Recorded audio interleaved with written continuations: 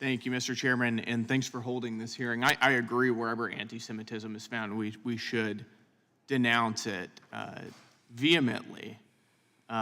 This is a huge issue that has come up, particularly in the past few years. I think anti-Semitism is rooted not just in an ancient bigotry against the Jewish people, but oftentimes in a movement that seeks to fundamentally unwind civilization, particularly Western civilization.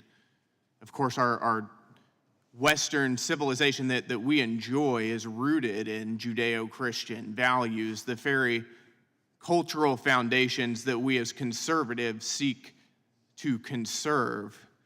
But unfortunately, we find too often that there are organizations, particularly and oftentimes on the left, that are vehemently anti-Semitic. We've seen for years the BDS movement grow in the United States, a movement that refers to Israel as an apartheid state, refers to their supposed genocide, calls them a settler colonialist state, refers to them as supremacist. We've seen the rise in the Students for Justice in Palestine movement, a movement linked to Hamas that openly, across college campuses after October 7th, praised Hamas and defended them, making college campuses oftentimes completely inhospitable for Jewish students, shut them down oftentimes.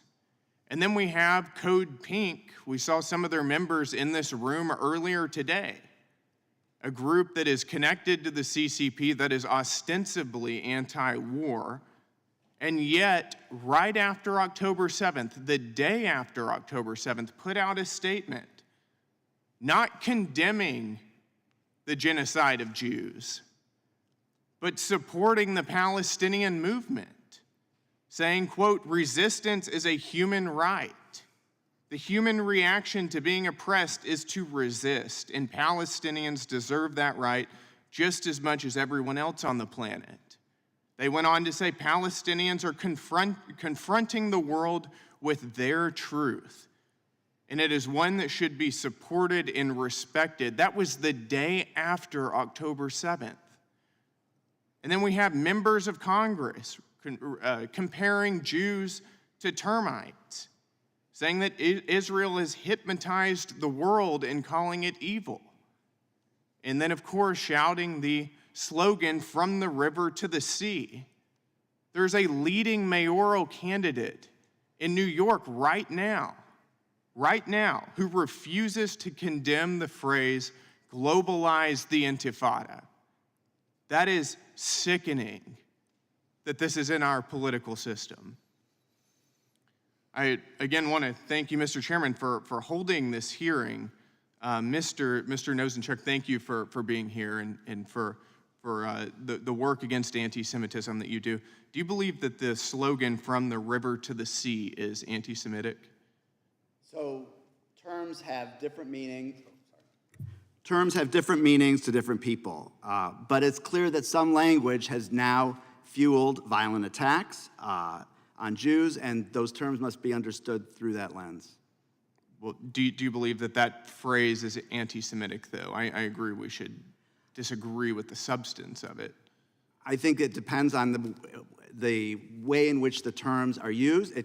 Many Jews hear that as anti-Semitic, and in that vein, people who say it need to understand that that is how it is experienced.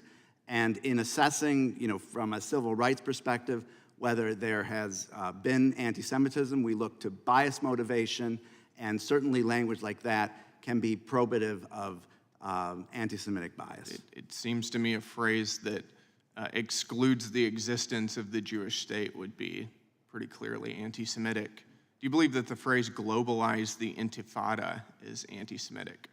When I hear the phrase "globalize the Intifada" today, in light of the shooting that occurred at the Capitol Jewish Museum, in light of what happened at Boulder, in light of what happened at Governor Shapiro's house, there is no question that I experience that as being incredibly problematic Problematic, yes, I agree. Do you believe that it's anti-Semitic? And are you willing to condemn that phrase? I condemn the use of that phrase, yes. Great. Thank you. Thank you guys for being here.